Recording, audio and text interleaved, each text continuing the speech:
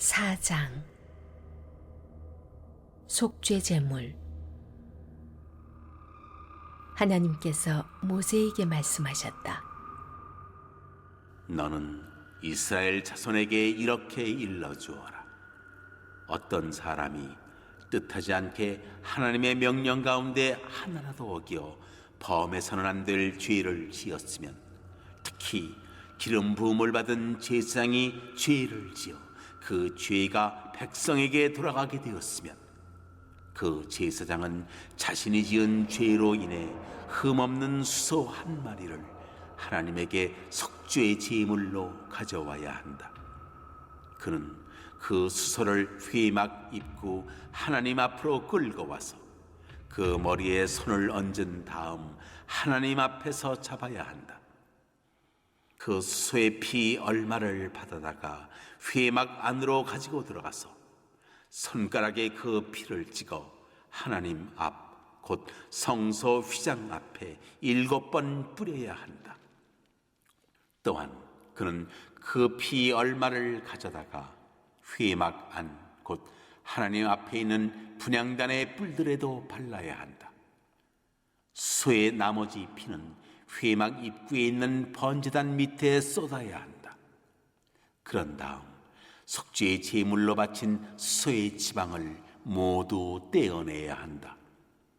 떼어내야 할 지방은 내장을 덮거나 내장에 붙은 모든 지방과 두 콩팥과 그 둘레 허리께 있는 지방과 콩팥과 함께 떼어낸 간을 덮은 껍질이다. 이 절차는 화목 제물로 바친 수소의 지방을 떼어낼 때와 같다.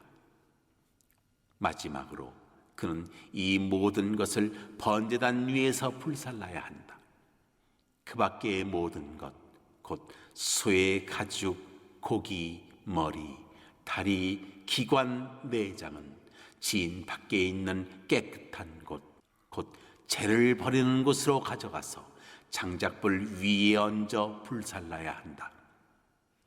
회중 전체가 뜻하지 않게 하나님의 명령 가운데 하나라도 어기어 범해서는 안 될 죄를 지었으면, 그 사실을 깨달은 사람이 하나도 없더라도 그들은 유죄다. 자신들이 지은 죄를 깨달은 경우 회중은 수소 한 마리를 속죄 제물로 끌고 와서 회막에 바쳐야 한다. 회중의 장로들은 하나님 앞에서 그 수소의 머리에 손을 얹은 다음 그들 가운데 한 사람이 하나님 앞에서 그 수소를 잡아야 한다.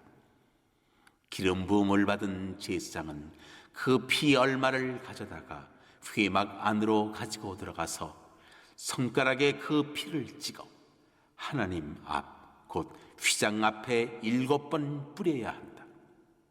그는 또 그 피를 회막 안, 곧 하나님 앞에 있는 제단 뿔들에 바르고 나머지 피는 회막 입구에 있는 번제단 밑에 쏟아야 한다. 그는 제물에서 지방을 떼어내어 제단 위에서 불살라야 한다. 이 수소를 처리하는 절차는 속죄 제물로 바친 수소를 처리할 때와 같다. 제사장이 회종을 위해 속죄하면 그들은 용서를 받는다.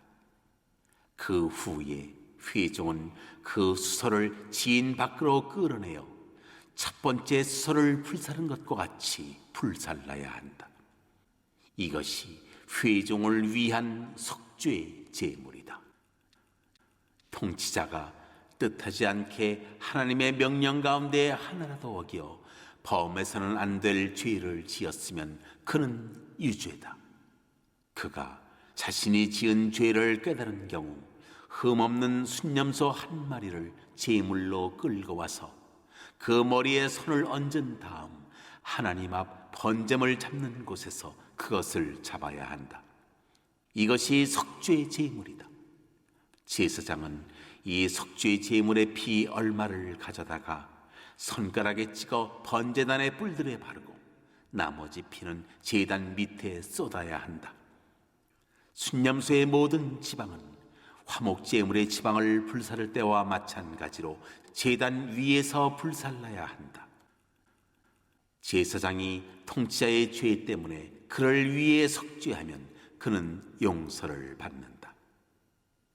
회중 가운데 한 사람이 뜻하지 않게 하나님의 명령 가운데 하나라도 어겨 범해서는 안 될 죄를 지었으면 그는 유죄다.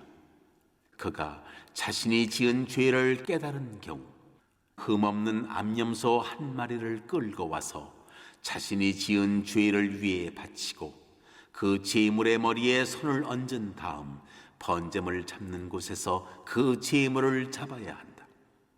제사장은 그 속죄 제물의 피 얼마를 가져다가 손가락에 찍어 번제단의 뿔들에 바르고 나머지 피는 제단 밑에 쏟아야 한다. 마지막으로 그는 화목 제물을 처리할 때와 같이 그 제물에서 지방을 모두 떼어내어 제단 위에서 불살라 하나님을 기쁘게 하는 향기로 바쳐야 한다. 이와 같이 제사장이 그를 위해 속죄하면 그는 용서를 받는다. 그가 속죄의 제물로 어린 양을 가져오는 것이면 흠없는 암컷을 바쳐야 한다. 그는 속죄의 제물의 머리에 손을 얹은 다음 번제물을 잡는 곳에서 잡아야 한다. 제사장은 속죄의 제물의 피 얼마를 가져다가 손가락에 찍어 번제단의 뿔들에 바르고 나머지 피는 제단 밑에 쏟아야 한다. 그는 화목 제물로 바친 어린 양을 처리할 때와 같이 속죄 제물의 지방을 모두 떼어내야 한다. 마지막으로 제사장은 그것을 제단 위, 곧 하나님에게 바치는 제물 위에 올려놓고 불살라야 한다. 이와 같이 제사장이 그의 죄 때문에 그를 위해 속죄하면 그는 용서를 받는다. 속죄제를 드려야 하는 상황이 1, 2절에 진술됩니다. 금지된 여호와 계명을 고의적이지 않게 무심코 어기는 경우입니다. 여호와의 계명은 크게 두 가지로 나뉘는데요. 하지 말라 하는 금지 명령, 그리고 하라는 수행 명령. 금지 명령 위반은 수행 명령 위반보다 심각합니다. 예컨대 안식일에 일을 하지 말라는 금지 명령 위반은 네 모퉁이에 이삭을 남겨놓으라는 수행명령 위반보다 중대합니다. 그런 고의적인 금지 명령 위반은 반역죄에 해당합니다. 히브리어로 페샤라고 하는데요. 이 악행죄에 대해서는 레위기 5장에서 자세히 설명하겠습니다. 이 금지 명령 위반이 설사 무심코 비고의적으로 즉 그릇 저질러진다 해도 속죄제가 요구되는 심각성을 지닙니다. 참고로 쉐가가 이것은 얼떨결에 저지른 잘못, 실수를 의미하고요. 이 쉐가가 이건 그릇 잘못 저지르는 것입니다. 여기서 제사장이 그 감춰진 죄를 깨달았다 하는 언급이 없는데 그것은 13, 14절에 회중 사례에서 보듯이 당연하게 전제되고 있는 것이죠.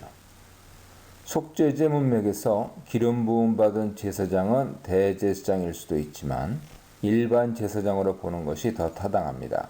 왜냐하면 만일 그것이 대제사장을 지칭하는 제한된 의미로 사용된다면 일반 제사장은 속죄제 대상에서 빠지기 때문이죠.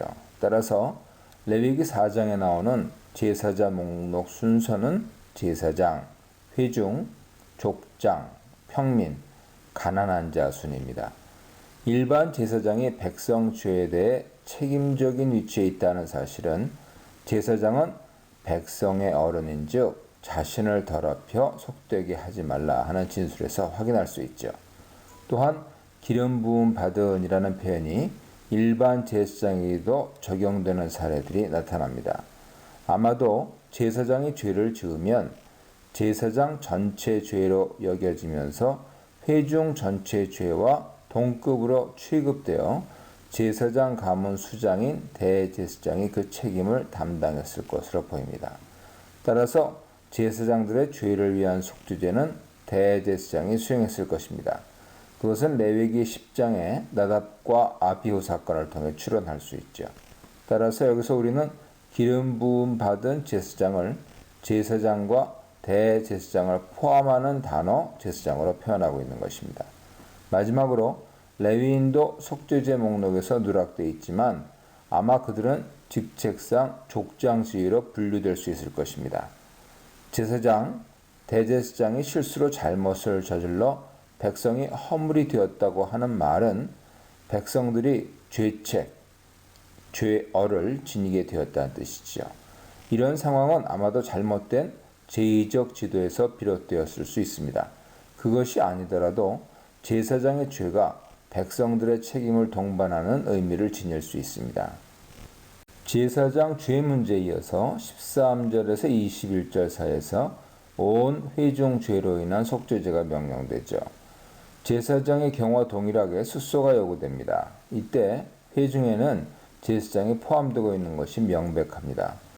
따라서 1절로 21절 전체가 소의 속죄제라는 하나의 주제로 엮입니다.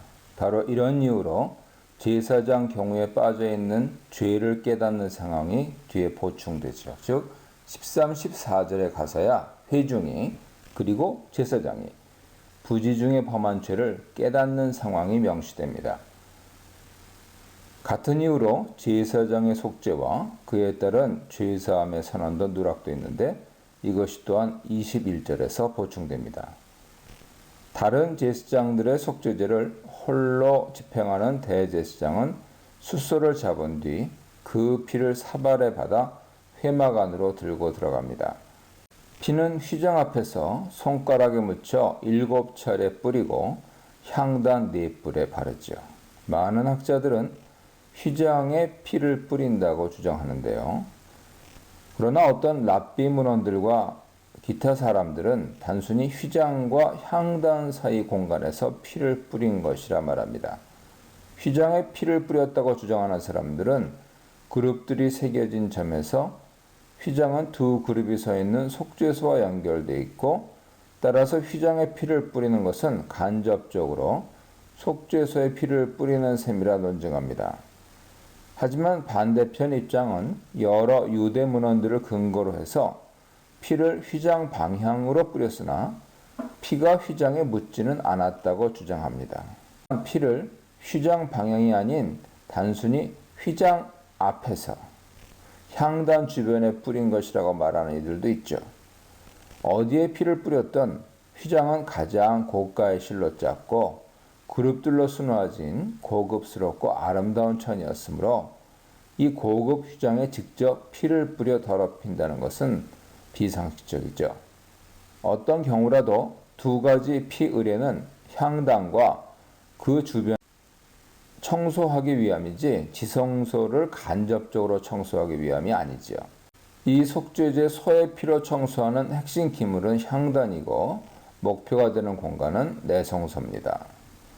손가락으로 피를 제단뿔에 바르는 동작과 손가락으로 제단 주위에 7차례 흩뿌리는 동작은 분명히 제단과 그 주변을 장호하는 효과입니다. 참고로 손가락은 히브리어가 단수로 되어 있어서 랍비들을 비롯한 대다수 학자들은 그것을 검지로 보곤 하지만 단지 손가락이라는 총칭의 단어이므로 두어 손가락이 사용될 수 있을 가능성도 열어두는 것이 좋습니다. 어찌되었든 손가락으로 피를 처리하면 일부만 사용되고 많은 양이 남는데 그것은 7절과 18절에서 보듯이 모두 제단 밑에 쏟습니다.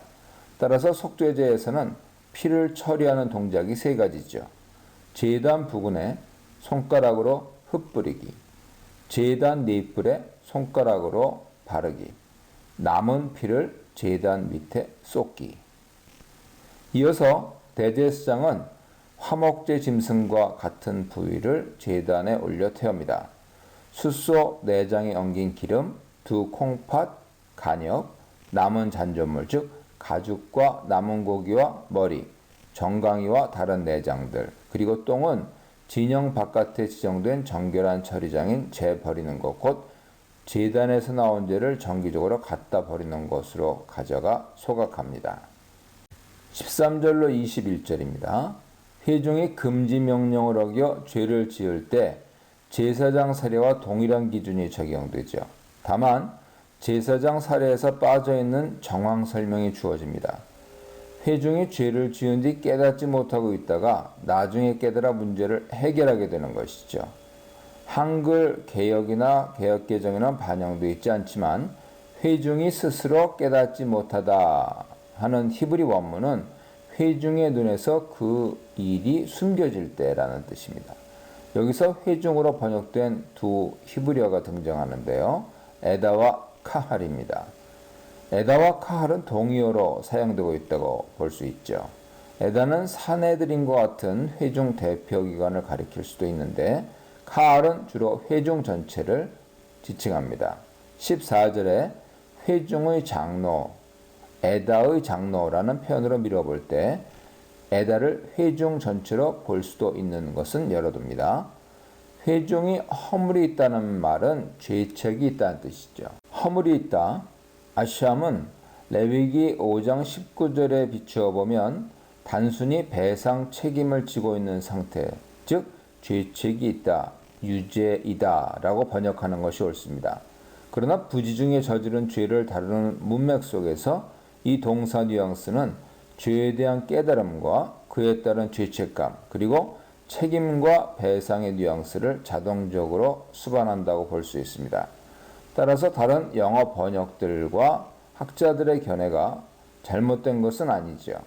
이때 백성 대표인 장로들이 그 제사의 제주가 되어서 안수하고 도사를 집행합니다. 남은 절차는 제사장의 속죄제의 경우와 동일하죠. 속죄제의 최종 효과는 속죄와 그것의 결과인 죄사함입니다. 이 문단에서는 죄 용서를 먼저, 제사장이 먼저, 그리고 회중에게도 필요한 속죄제에 대해 묵상해 보시기 바랍니다. 22절로 26절입니다. 속죄제의 세 번째 등급은 족장을 위한 속죄제죠. 족장의 히브리어는 나시인데요. 그 정체가 무엇이든 평민들의 지도자를 말합니다. 그들은 지도자 위치에 있기 때문에 평민보다 더 우월한 짐승인 순념소를 속죄제로 바쳐야 했습니다. 여기서 속죄제를 등급별로 정리하면 대제사장과 회중은 숫소로 드리고요. 족장은 순념소로 드리고요. 평민은 암염소 혹은 암양으로 드리고요. 가난한 자는 2마리 비둘기로 드리고요. 정말 가난한 자는 밀가루로 드립니다. 앞서 말한 대로 기름 부음 받은 제사장을 굳이 대제사장으로 제한해서 볼 필요는 없습니다. 그렇다면 일반 제사장 사례가 첫 번째 범주에 포함되고요. 근데 이 목록에는 레위인이 빠져 있죠. 아마도 레위인은 이스라엘 장자를 대신하는 지위, 성전 봉사를 위해 특별히 구별되어 임명됐다는 특징으로 보아서 제사장들과 백성들 사이에 놓인 신분이죠. 이런 점에서 족장급으로 분류할 수 있다. 앞서 말씀드렸습니다. 다시 말해서 레위인을 위한 속죄제는 순념소였을 것이다. 추론할 수 있는 거죠. 평민들은 염소와 양인데 모두 암컷만 가능합니다. 순념소는 족장 속죄 제물로 지정되어 있는데 순양이 빠져있는 셈이 되죠. 이렇게 되면은요. 순양이 속죄제 목록에 들지 못한 이유는 분명히 순양이 속건제의 유일한 제물이었기 때문으로 추론됩니다. 따라서 속죄제와 속건제로 구성된 속죄를 위한 제사에서 모든 네발 짐승들이 지위와 신분에 따라 암수별로 정확히 배치되어 있는 것이죠. 여기서 번제 경우와 마찬가지로 수컷이 상위 가치를 지녔음을 알 수 있습니다. 특히 족장과 평민의 속죄 제물에서 그 차이가 두드러지는데요. 염소가 양보다 더 우위였다는 것도 확인되죠. 염소가 더 힘이 세고 양떼 사이에 목동들이 풀어놓는 염소 몇 마리가 양들을 통제하는 역할을 하기 때문으로 보입니다. 가난한 자들을 위한 비둘기 속죄제 그리고 아주 가난한 자들을 위한 밀가루 속죄제에 대해서는 5장에서 살펴보겠습니다. 염소와 양의 속죄제 또한 드리는 방법은 동일합니다. 안수하고 도살한 뒤 피를 처리하는 것이죠. 번제물을 잡는 곳에서 이 짐승들을 도살합니다. 따라서 도살 장소는 제단 북쪽일 것입니다. 중요한 것은 피를 처리하는 장소가 소의 속죄제 때와 달라지고 그 방법도 약간 차이가 난다는 점입니다. 염소와 양의 피는 내성소에 가지고 들어가지 않고 마당 놋제단에서 처리합니다. 피를 손가락에 묻혀 놋제단, 즉 번제단 네 뿔에 바르죠. 내성소에서와 달리 피를 손가락으로 7차례 뿌리는 의례는 명령되지 않고 있습니다. 남아있는 피는 소의 경우와 마찬가지로 제단 밑에 쏟아 처리합니다. 27절로 35절입니다. 평민을 위한 속죄제는 암염소와 암양인데요. 안수와 도살 절차 또한 제단 위에 태우는 부위는 족장을 위한 순염소 속죄제와 동일합니다. 더불어 방금 말한 바와 같이 평민을 위한 염소와 양의 속죄제 피를 처리하는 장소 또한 마당의 번제단이죠. 피를 번제단 네 뿔에 바른 뒤에 남은 피는 제단 아래 쏟습니다. 우리는 여기서 중요한 사실을 한 가지 인식해야 하는데요. 왜 속죄제 짐승피를 내성소 향단 주변에 뿌리거나 향단 뿔에 바르고 또한 마당 번제단 뿔에 바르는가 하는 것입니다. 그것은 바로 그 기물들과 나아가 그것들이 놓인 공간을 청소하기 위함이 분명합니다. 속죄제 짐승의 피를 성막의 기물에 뿌리고 바르면 그것이 정결하게 된다 하는 것이 두 차례 확인되는 것이죠. 레위기 8장 15절, 16장 19절에 있습니다. 이것이 의미하는 바는 제단이 더럽혀져 있었다는 것이죠. 그렇다면 왜 제단이 오염되어 있었을까요? 다름 아닌 인간의 죄와 정결치 못함 때문입니다. 정결치 못한 경우는 자취하고서라도 죄로 인한 성소의 오염은 구약에서 증거가 되죠. 레위기 20장 2절 이하는 이렇게 경고합니다. 너는 이스라엘 자손에게 또 이르라. 그가 이스라엘 자손이든지 이스라엘에 거류하는 거류민이든지 그의 자식을 몰렉에게 주면 반드시 죽이되 그 지방 사람이 돌로 칠 것이요. 나도 그 사람에게 진노하여 그를 그의 백성 중에서 끊으리니 이는 그가 그의 자식을 몰렉에게 주어서 내 성소를 더럽히고 내 성호를 욕되게 하였습니다. 더불어 민수기 19장 20절 또한 성소 오염론의 근거가 됩니다. 사람이 부정하고도 자신을 정결하게 하지 아니하면 여호와의 성소를 더럽힘이니 그러므로 회중 가운데에서 끊어질 것이라. 그는 정결하게 하는 물로 뿌림을 받지 아니하였은즉 부정하니라. 사람이 송장을 만졌을 때 즉각 붉은 암소를 태워 만든 재를 물에 섞은 재물 곧 정결케 하는 물을 뿌려 정결치 못함을 씻어내야 합니다. 만일 그것을 실행하지 않으면 그는 고의적으로 절차를 무시하는 죄를 범한 셈이죠. 그 결과는 성소의 오염이고 그 대가는 계명이라 경고합니다. 민수기 19장 31장 참조하세요. 어떤 학자는 몰렉신에 대한 자녀 희생만을 죄로 인한 지적 원거리 성전 오염의 유일한 사례로 간주하면서 인간의 죄 또 정결치 못함으로 인한 성전의 원거리 오염을 거부하는데요. 대부분의 사람들은 이 범죄에 준한 모든 가증한 죄악 즉 반역죄를 같은 범주에 넣어 그것들만이 성전의 오염을 일으킬 뿐 비고의적인 죄는 그렇지 않다고 생각합니다. 반면에 또 다른 이들은 여타의 죄 즉 비고의적인 죄까지 오염시키는 범주에 포함시킵니다. 몇 가지 근거를 종합하면 성소 오염의 일반화, 즉 지금 말씀드린 세 번째 경우가 가장 타당하다고 보이는데요. 이러한 제단 오염 이론은 오래전부터 랍비들과 학자들에 의해서 제기되어 왔습니다. 인간의 죄는 죄인의 신분과 죄 정도에 따라 성소를 오염시키는 장소가 달라집니다. 다름 아닌 죄의 오염력의 차이인 것이죠. 우선 족장과 평민과 같은 일반 이스라엘 백성의 비고의적인 죄는 파괴력이 작고 성소에 침투하는 죄의 도끼가 약한 편입니다. 따라서 그런 죄는 번제단을 더럽힌다고 봅니다. 바로 이런 이유 때문에 한 평민 개인을 위한 속죄제 염소와 양의 피는 제사장이 손가락에 묻혀 번제단 뿔에 바르는 것이죠. 그렇게 함으로써 그 제단의 오염이 속죄제 짐승의 피로 청소됩니다. 그러나 제사장, 대제사장과 회중의 비고의적인 죄는 힘이 훨씬 강력해서 그 도끼가 내 성소까지 파고들어 향단을 더럽힙니다.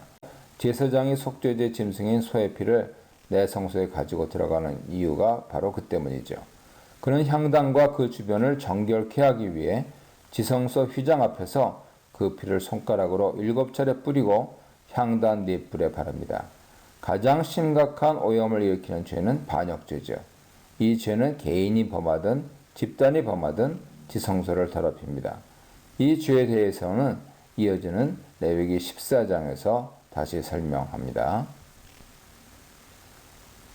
이 문단에서는 모든 죄에 대한 죄사함을 위하여 정결과 관계 회복의 길로서 속죄제에 대해 묵상해 보시기 바랍니다.